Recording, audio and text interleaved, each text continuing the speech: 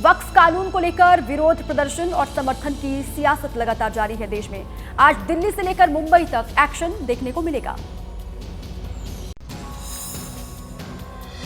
वक्फ कानून को लेकर आज दिल्ली में मुस्लिम संगठनों का प्रदर्शन है। All India Muslim personal law board की ओर से ताल कटोरा स्टेडियम में वक्फ बचाओ कॉन्फ्रेंस का आयोजन किया जा रहा है। यह कार्यक्रम सुबह 10 बजे से दोपहर 2 बजे तक चलेगा। इसमें जमीयत उलेमा हिंद, जमाते इस्लामी हिंद जैसे मुस्लिम संगठनों के प्रतिनिधि शामिल होंगे। विपक्ष के कई सांसदों को भी बुलाया गया है। आरजेडी सांसद मनोज झा, AIMIM चीफ असदुद्दीन ओवैसी, कांग्रेस सांसद इमरान मसूद, SP सांसद मोहिबुल्लाह नदवी को आमंत्रित किया गया है। ये जो हुकूमत है इसके कान मजलूमों की तरफ से बंद हैं। हम कोर्ट के जरिए भी कोशिश कर रहे हैं। दिल्ली में वक्फ कानून के खिलाफ कार्यक्रम होने जा रहा है, तो मुंबई में वक्फ कानून के समर्थन में बीजेपी आज वक्फ कानून पर वर्कशॉप आयोजित करेगी, जिसमें केंद्रीय मंत्री किरेन रिजिजू और मुख्यमंत्री देवेंद्र फडणवीस मौजूद रहेंगे। बीजेपी विधायकों और पदाधिकारियों से संवाद करेंगे। उसमें कायदा में हम बदलाव ला रहे हैं, जिससे मुस्लिम धर्म के गरीब लोगों का फायदा होगा। देश के दूसरे हिस्सों में भी वक्फ संशोधन कानून को लेकर सियासत चरम पर दिख रही है। जयपुर से बेल्लारी तक वक्फ कानून का विरोध लगातार किया जा रहा है। तो लखनऊ में RSS नेता इंद्रेश कुमार ने वक्फ कानून की हिमायत करते हुए कहा कि ये कानून मुसलमानों के लिए फायदे का सौदा है। वक्फ संशोधन कानून को लेकर विरोध की तस्वीरें पूरे देश से सामने आ रही हैं। जयपुर में वेलफेयर पार्टी ऑफ इंडिया के सदस्य कानून के खिलाफ आंदोलन चला रहे हैं, जिसमें महिलाएं भी हिस्सा ले रही हैं। तो वहीं कर्नाटक के बेल्लारी में वक्फ कानून के विरोध में प्रदर्शन का आयोजन हुआ, जिसमें बड़ी तादाद में लोगों ने हिस्सा लिया। ये 27 तक हम ये मुहिम चला रहे हैं और अगर 5 तक अगर कोई अच्छा फैसला कोर्ट से नहीं आएगा तो फिर हम लोग देशव्यापी आंदोलन हमारी पार्टी चालू करेगी। एक ओर जयपुर और बेल्लारी में वक्फ संशोधन कानून का विरोध हुआ, तो दूसरी ओर लखनऊ में RSS नेता इंद्रेश कुमार ने सरकार के कदम की हिमायत की। कहा ये हमें तय करना है कि देश हुसैन के साथ जाएगा या यजीद के साथ। मुल्क यजीद के हाथ में देना कि हुसैन के हाथ में देना, कानून को कृष्ण के हाथ में देना कि कंस के हाथ में देना। इसलिए दारा शिकोह चलेगा कि औरंगजेब चलेगा। पश्चिम बंगाल के मुर्शिदाबाद में हुई हिंसा पर जुबानी जंग के बीच आज फिर सुप्रीम कोर्ट में मामले पर सुनवाई होगी। कोर्ट आज बंगाल में राष्ट्रपति शासन लगाने वाली मांग पर दायर याचिका पर सुनवाई करेगा। देश की सबसे बड़ी अदालत में आज एक बार फिर से मुर्शिदाबाद हिंसा की गूंज सुनाई देगी।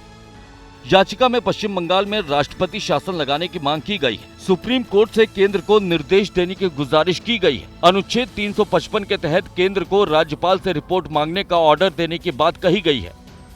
इस पर आज दोपहर 12:30 बजे के करीब सुनवाई हो सकती है। पश्चिम बंगाल के खराब कानून व्यवस्था, राजनीतिक हिंसा और हत्याओं को लेकर 2021 से एक याचिका सुप्रीम कोर्ट में लंबित है और याचिकाकर्ता ने उसी में नया आवेदन दाखिल किया है, जिसमें 3 रिटायर्ड जजों की निगरानी में हिंसा की जांच के अलावा पश्चिम बंगाल में एक फैक्ट फाइंडिंग कमेटी भेजने, राज्य में अर्धसैनिक बलों की तैनाती का आदेश देने और राज्यपाल से हिंसा पर रिपोर्ट तलब करने की मांग की गई है। जिस पर सुप्रीम कोर्ट ने याचिकाकर्ता के वकील विष्णु शंकर जैन से कहा है कि क्या आप चाहते हैं कि हम राष्ट्रपति को निर्देश दें? हम पर पहले से ही आरोप लग रहा है कि हम कार्यपालिका के अधिकारों में दखल दे रहे हैं। और इस बीच पश्चिम बंगाल में जमकर हिंदू मुसलमान हो रहा है। बीजेपी के बड़े लीडर और नेता विपक्ष शुभेंदु अधिकारी ने चुनाव में हिंदुओं के लिए अलग पोलिंग बूथ बनाने की मांग की है। 50% के नीचे हिंदू वोट है।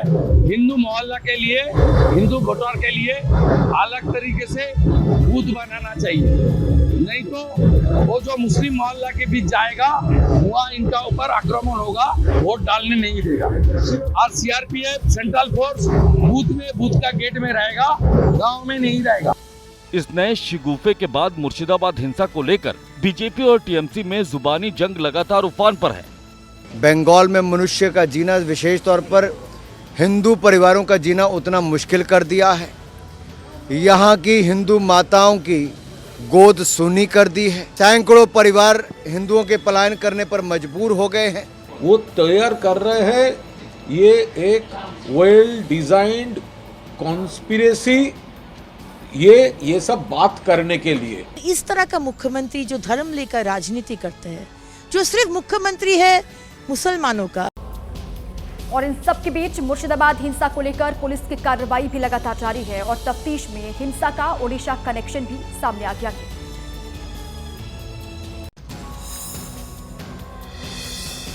ओडिशा में पुलिस की गिरफ्त में मौजूद ये वो लोग हैं जिन पर आरोप है कि मुर्शिदाबाद हिंसा में इनका हाथ था और हिंसा के बाद ये लोग वहां से भागकर ओडिशा में छिप गए थे। बंगाल पुलिस के एसटीएफ इन लोगों की तलाश में जुटी थी। ओडिशा के झारसुगुड़ा जिले में इनकी लोकेशन मिली। लोकल पुलिस से कांटेक्ट किया गया और इन आरोपियों को धर दबोचा गया। इनके पास से एक पिस्तौल और गोलियां भी बरामद हुई हैं। लेकिन ये 6 लोग पुलिस के हत्थे तब चढ़े जब हिंसा से जुड़े 2 बड़े आरोपी शिकंजे में आए। मुर्शिदाबाद में जो हरगोविंद दास और चंदन दास जो दर्दनाक मर्डर केस था उसके संदर्भ में वेस्ट बंगाल पुलिस का एक रिक्वेशन आया था कि कुछ एक्यूज यहाँ आए हैं। एक्यूज सैफुल हक और बानी इजराइल जो थे पुलिस कस्टडी में आए तो उनके पास एक वेपन था और उन्होंने कस्टडी से भागने की कोशिश भी की, तो पुलिस ने एयर में राउंड फायर करके उनको कस्टडी में रखा। पकड़े गए आरोपियों में इजराइल और सफाउल हरगोविंद दास और चंदन दास की हत्या के मुख्य आरोपी जियाउल शेख के बेटे हैं। प्रधानमंत्री नरेंद्र मोदी अब से थोड़ी ही देर के बाद सऊदी अरब के अपने 2 दिवसीय दौरे पर रवाना होने वाले हैं, जहां पर उनकी सऊदी अरब के क्राउन प्रिंस से अहम मुलाकात होगी। पीएम मोदी की इस यात्रा के दौरान भारत सऊदी अरब के बीच कई अहम समझौते होने के कयास लगाए जा रहे हैं। अब से थोड़ी ही देर बाद पीएम मोदी सऊदी अरब के जेद्दा के लिए रवाना होंगे। पीएम मोदी का 2 दिन का सऊदी अरब दौरा कई मायनों में खास माना जा रहा है, जहां वो सऊदी अरब के क्राउन प्रिंस मोहम्मद बिन सलमान से मुलाकात के साथ साथ कई दूसरे कार्यक्रमों में भी शिरकत करने वाले हैं। पीएम मोदी सुबह 9 बजे दिल्ली से रवाना होंगे। दोपहर 3:10 पर जेद्दा इंटरनेशनल एयरपोर्ट पहुंचेंगे। दोपहर 3:55 पर जेद्दा के होटल रिच कार्ल्टन पहुंचेंगे। शाम 7:30 बजे होटल में भारतीय समुदाय को संबोधित करेंगे। रात 9 बजे रॉयल पैलेस पहुंचेंगे। क्राउन प्रिंस मोहम्मद बिन सलमान से मुलाकात करेंगे। रॉयल पैलेस में पीएम मोदी को सेरेमोनियल गार्ड ऑफ ऑनर दिया जाएगा। क्राउन प्रिंस के साथ होने वाली मुलाकात के दौरान कई अहम मसलों पर चर्चा होगी। इस मुलाकात में आर्थिक क्षेत्र में अहम समझौते होने की संभावना है। रक्षा क्षेत्र में बड़े करार होने की उम्मीद है। इसके अलावा मीडिया, एंटरटेनमेंट, हेल्थ केयर और टूरिज्म के साथ साथ भारत मिडिल ईस्ट यूरोपीय इकोनॉमिक कॉरिडोर पर भी बातचीत होगी। सऊदी अरब के लिए रवाना होने से पहले पीएम मोदी की एक और बड़ी और अहम मुलाकात हुई है। ये मुलाकात थी अमेरिका के उपराष्ट्रपति जेडी वेंस से।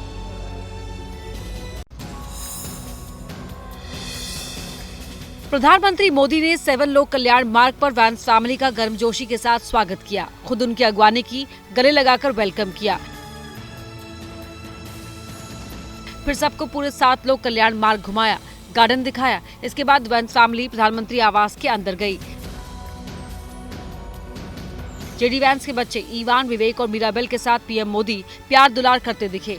गोद में बैठाकर बात की, उन्हें मोरपंख दिए। इस दौरान बच्चे बहुत खुश और मस्ती करते नजर आए। पीएम मोदी और जेडी वैंस की मुलाकात में कई अहम मुद्दों पर बात हुई। दोनों ही नेताओं ने अमेरिका भारत व्यापार समझौते पर प्रगति का स्वागत किया। प्रौद्योगिकी, रक्षा और ऊर्जा के क्षेत्रों में सहयोग बढ़ाने के लिए व्यापक वार्ता की। रूस यूक्रेन युद्ध समेत कई क्षेत्रीय और वैश्विक मुद्दों पर भी बातचीत हुई। पीएम मोदी ने कहा कि राष्ट्रपति ट्रंप के भारत आने की प्रतीक्षा कर रहे हैं। बता दें कि इस साल के अंत में ट्रंप क्वाड समिट के लिए भारत आ सकते हैं। कांग्रेस सांसद राहुल गांधी के अमेरिका में दिए गए बयान पर देश में सियासी घमासान मचा हुआ है। जहां इंडिया गठबंधन के नेता बयान को सही बता रहे हैं, तो वहीं बीजेपी और एनडीए के नेता इसे देश का अपमान करार दे रहे हैं। If we ask, they not only refused to give us the videography, they changed the law so that now you're not allowed to ask for the videography.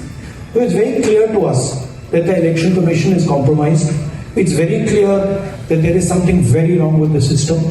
America के बॉस्टन में राहुल गांधी के इसी बयान को लेकर सियासी घमासान मच गया। राहुल के बयान पर बीजेपी ने पलटवार किया और देश के अपमान की तोहमत मढ़ दी। अगर अमेरिका में जाकर हिंदुस्तान का लोकतंत्र कॉम्प्रोमाइज्ड है, ऐसा केवल देशद्रोही ही कह सकता है, कोई दूसरा नहीं कह सकता। राहुल गांधी ने बयान तो अमेरिका में दिया, लेकिन सम्मान और अपमान की जंग के शोले देश में भड़क रहे हैं। What he has said is 100% true, and the world is aware that the Election Commission of India is an absolute corrupt and compromised body. जिनके परिवार और पार्टी ने भारत के संविधान की धज्जियां उड़ाई, आज वो देश से बाहर जाकर भारत के इलेक्शन कमीशन को, लोकतंत्र के ऊपर एक बड़ा प्रश्न चिन्ह खड़ा करते, भारत को बदनाम करने का काम करते हैं। समाजवादी पार्टी के राष्ट्रीय अध्यक्ष अखिलेश यादव ने यूपी में थानेदारों की तैनाती को लेकर सवाल खड़े किए हैं और दावा किया है कि तैनाती में जातिगत भेदभाव किया जा रहा है, जिस पर यूपी के डीजीपी प्रशांत कुमार ने पलटवार किया और तमाम आरोपों को बेबुनियाद बताया है। समाजवादी पार्टी के अध्यक्ष अखिलेश यादव ने आरोप लगाया है कि यूपी में थानेदारों की तैनाती में एक विशेष जाति के लोगों को तवज्जो दी जा रही है, जबकि पिछड़े वर्ग की अनदेखी की जा रही है। इसे लेकर अखिलेश यादव ने एक्स पर पोस्ट किया, जिसमें लिखा है कि 90% पीडीए को प्रयागराज पुलिस में केवल 25% प्रतिनिधित्व, ये पीडीए के साथ किया जा रहा आनुपातिक अन्याय है। रविवार को अखिलेश यादव प्रयागराज में थे, जहां प्रेस कॉन्फ्रेंस में भी उन्होंने ये आरोप लगाए थे। आगरा में 48 थाने हैं, बताओ पीडीए कितने हैं थानों में? महोबा में 11 थाने हैं, 6 में सिंह साहब लोग, पीडीए के केवल 3 हैं। चित्रकूट में 10 थाने हैं। अखिलेश यादव ने आरोप लगाए तो जवाब देने का जिम्मा संभाला यूपी के डीजीपी प्रशांत कुमार ने, जिन्होंने दावा किया कि प्रदेश में पुलिसकर्मियों की तैनाती मानक और योग्यता के आधार पर होती है। जो ऐसे लोग जो एक जिम्मेदार पदों पे हैं, उनको इस तरह की बयानबाजी नहीं करनी चाहिए। दिल्ली के जवाहरलाल नेहरू यूनिवर्सिटी में छात्र संघ चुनाव से पहले उथल-पुथल मच गई है। लेफ्ट दलों में टूट के बाद अंबेडकर मोर्चा बनाया गया है। इस रिपोर्ट में देखिए।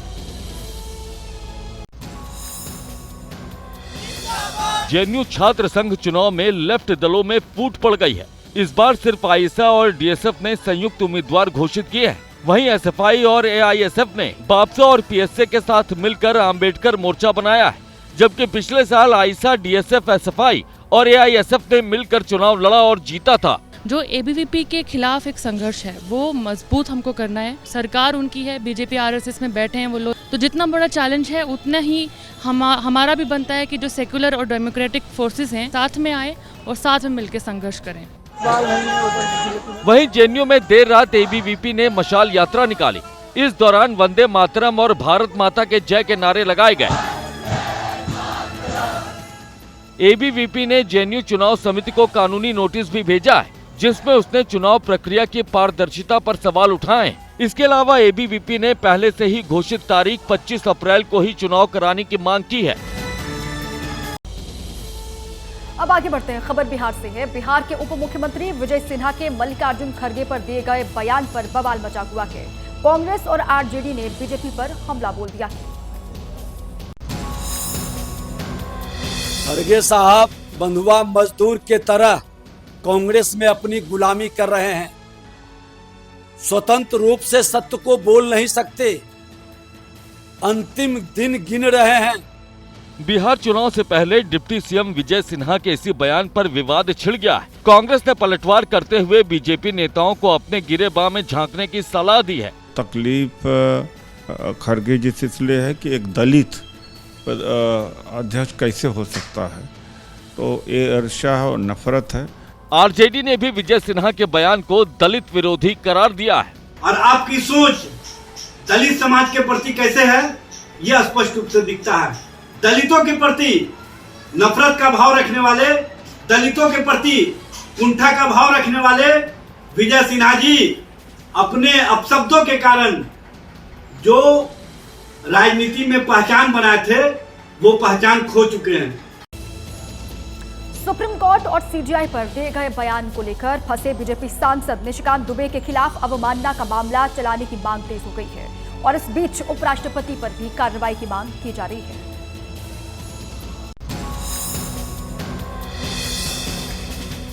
सुप्रीम कोर्ट और चीफ जस्टिस संजीव खन्ना पर सवाल उठाने वाले बीजेपी सांसद निशिकांत दुबे पर अवमानना का केस चलाने की मांग तेज हो गई है।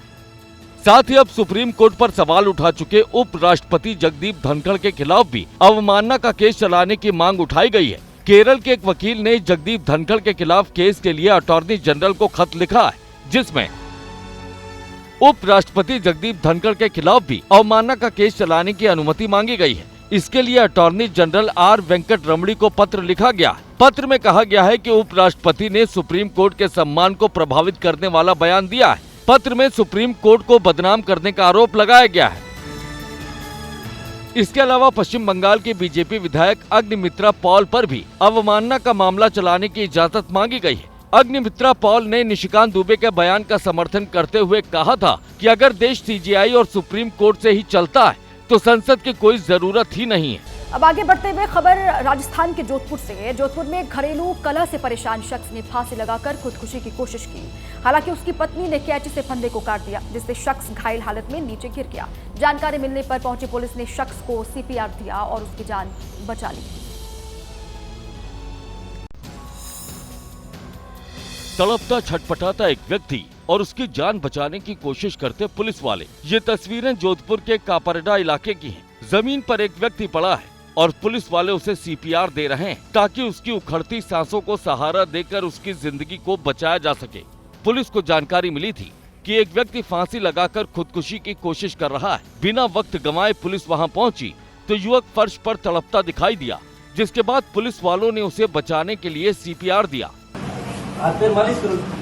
जानकारी के मुताबिक ये व्यक्ति घरेलू कलह से परेशान था।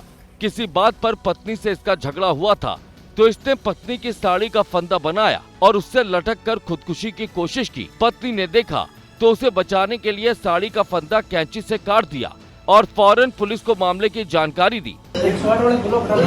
जानकारी मिलने के बाद मौके पर पहुंचे पुलिस वालों ने सूझबूझ दिखाई, वक्त पर इसे सीपीआर दिया और इसकी वजह से इस व्यक्ति की जान बच गई।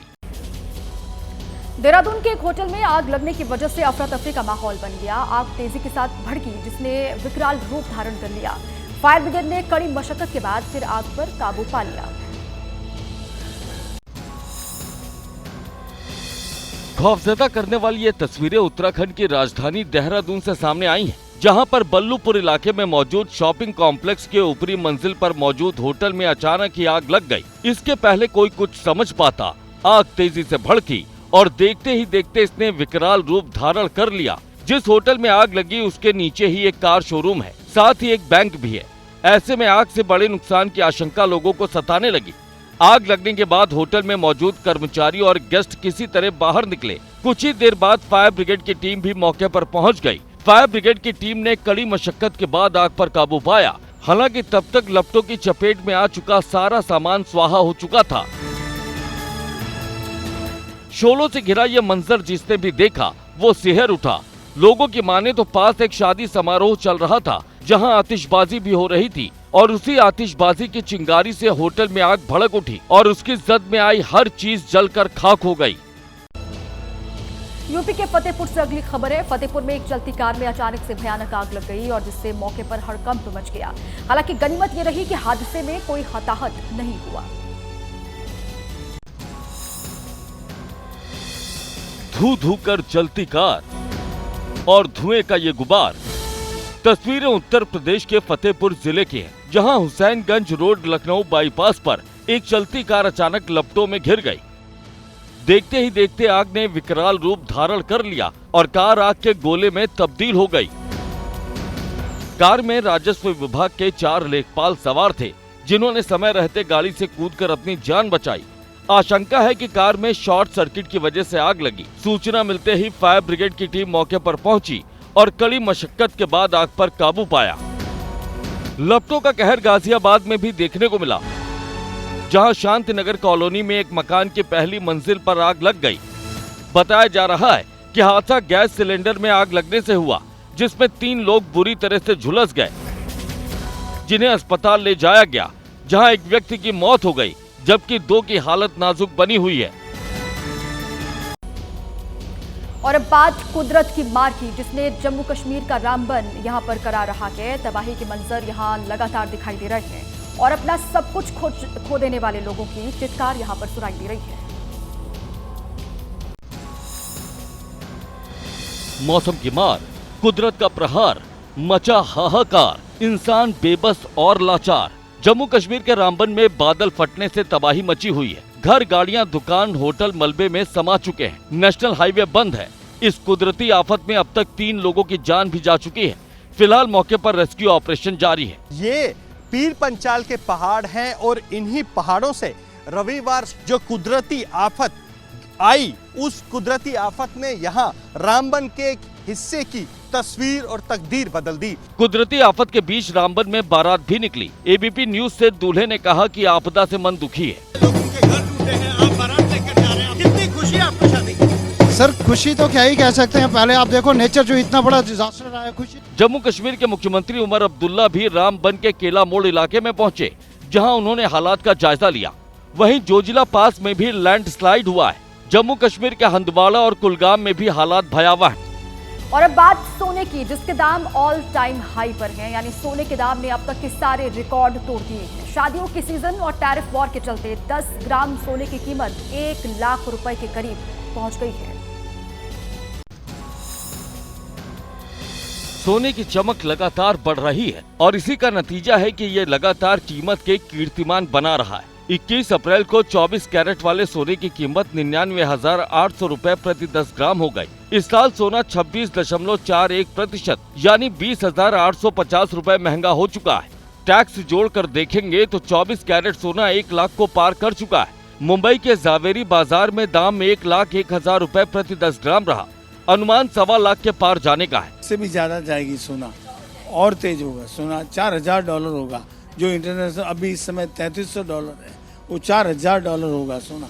सोना फुल तेज जाएगा। क्योंकि घर में शादी है तो सोना ही चाहिए, सोना कंपलसरी लेना पड़ता है। पहले ले लिए होते तो अभी प्रॉफिट में होते, अभी और भी महंगा हो, इससे अच्छा पहले अभी ले लेते। सोने में तेजी सिर्फ भारत में ही नहीं बल्कि पूरी दुनिया में है। एक्सपर्ट इसकी एक बड़ी वजह टैरिफ वॉर को भी मानते हैं।